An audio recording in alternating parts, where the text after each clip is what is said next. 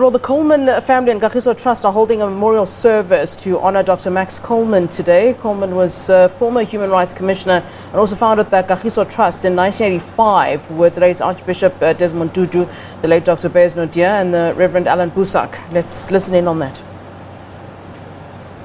Passed on, such as Sophie Masite, Jackson Mtembu and Graham Bloch, as well as leaders who continue to play an important role in society, such as Amos Masondo, Barbara Creasy, and Daphne Mashile, and a number of others present today. We also have with us, physically and virtually, many survivors of detention and police brutality, including Connie Sipasengwe, Cheryl Carolus, Zwelenzima Vavi, Pravin Gordon, Paupo Malefi, my brother Keith, and of course Frank Chikane, who we nearly lost. The few months we spent in detention was like a parking fine compared to what many activists experienced, although quite a severe parking fine. We honor those who have passed and pay tribute to the activists who continue to pursue the struggle for justice. We also want to recognize that this week was the 40th anniversary of Neil Agat's death, the trade union activist who was killed in detention, joining many others brutally murdered by the apartheid regime. The values our father so courageously fought for under apartheid remained relevant as we entered the democratic era, and he continued to feel passionately about human rights and justice.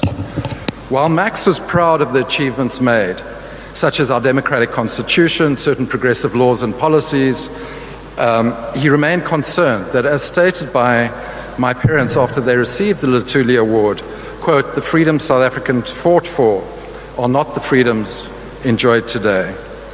My dad was not interested in palace politics or in factions and would have been disgusted by the shenanigans we are seeing unfold in the once proud liberation movement. He was less concerned with who belonged to which camp and more interested in what the movement and its leaders were doing to improve people's lives. My father hated corruption and dishonesty. He had to deal with an act of petty corruption by a so-called leader who defrauded the DPSC and later went on to grand-scale corruption and looting in the Free State.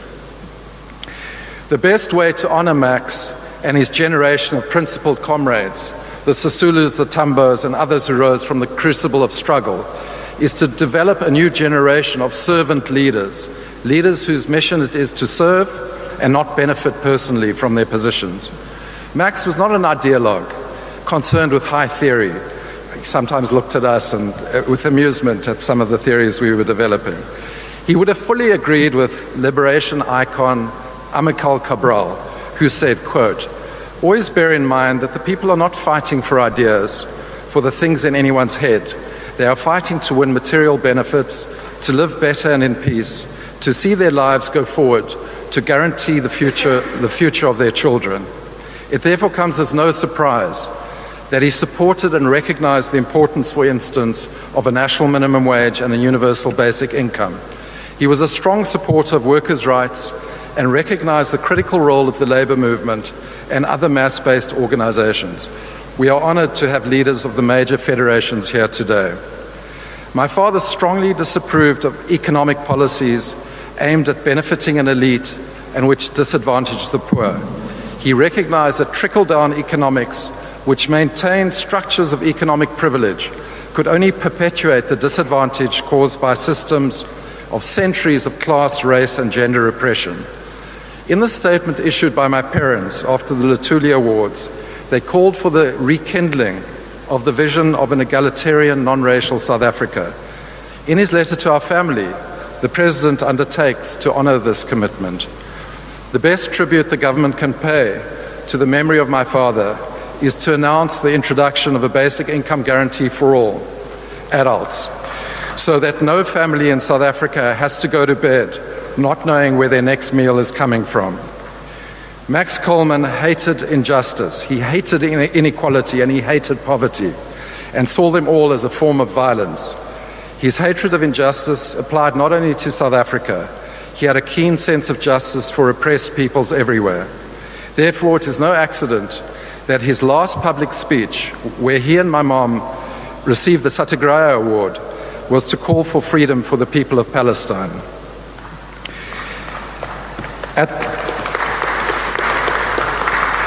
At the same time, he was an optimist. The last book he wrote, which I've put over there, at the age of 89, no less, was called Africa in Today's World, Facts and Figures of the Continent Whose Time Has Come.